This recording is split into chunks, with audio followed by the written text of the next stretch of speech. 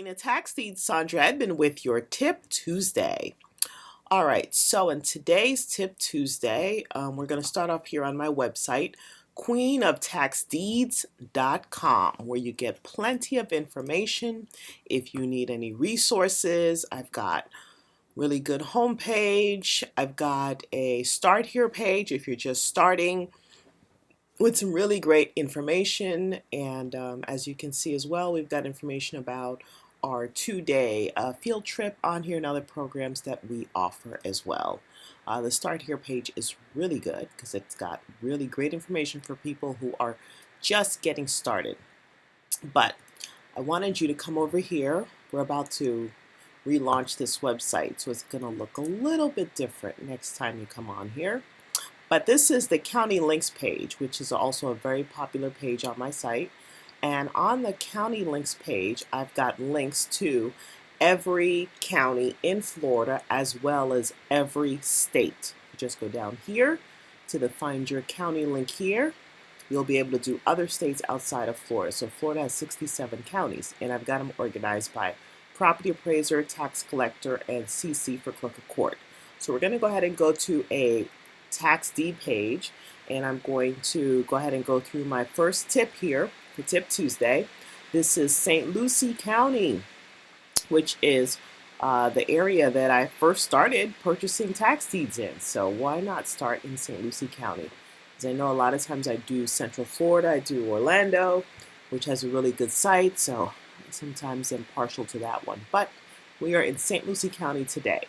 So you click on tax deeds, and this will give you a choice here to go to either the online auction or to look at the tax deed page on the county's website. So here you stay in the county.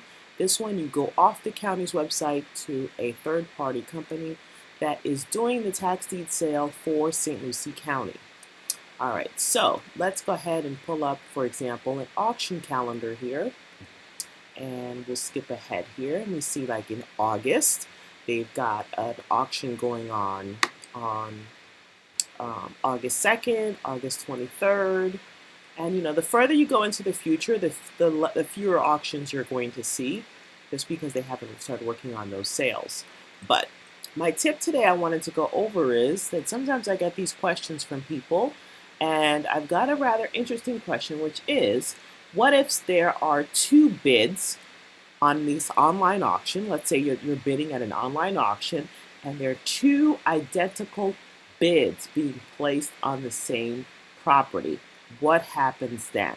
So the reason why that question is being asked is because online, when you put in a bid, it's a proxy bid.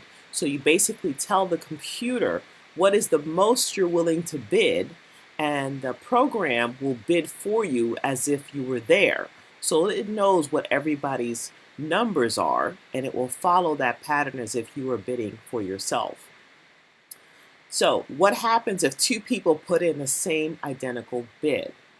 Well, the way they're going to judge it is it's the person who put in the bid first before the auction. So this will only happen, this only pertains for bids that were put in before the auction.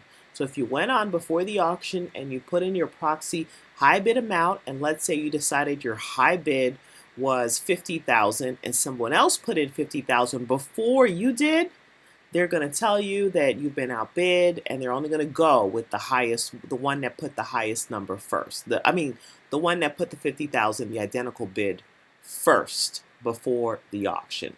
Now, if you are logged into the site and the auction is already going on, so the auction has already begun, it is not before the auction.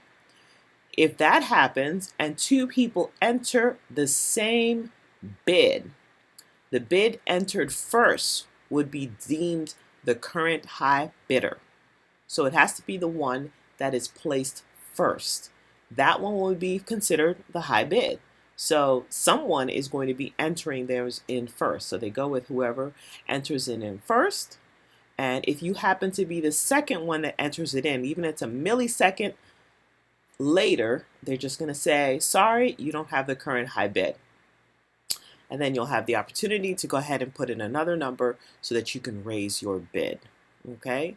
So don't worry if you are bidding before the auction and you're logging into the computer, put your bid in, go ahead and put your bid in, but make sure that you log in and pay attention to the auction and see what's going on, because what if you get outbid, or if there happened to be someone that bid the same identical amount you did, their number will be considered the higher bid if it did end up selling at that particular number. Let's say you both put in 50,000 and you did this before the auction started.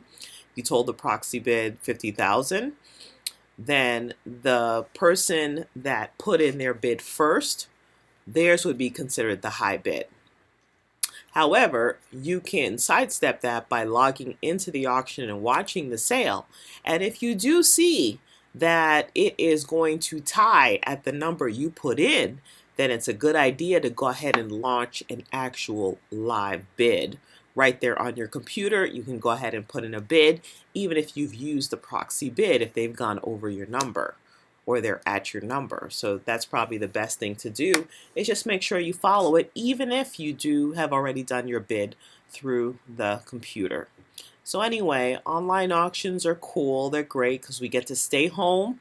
People can just sit there in their underwear eating popcorn and bidding.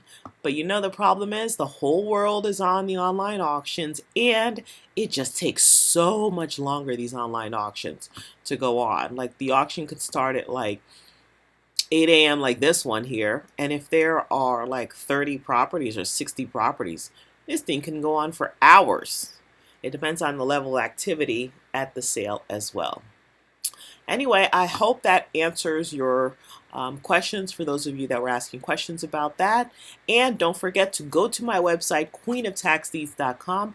I do private consultations. So if you're interested in speaking to me and asking more questions, and we do a 30-minute free consultation, and then we also do paid consultations as well.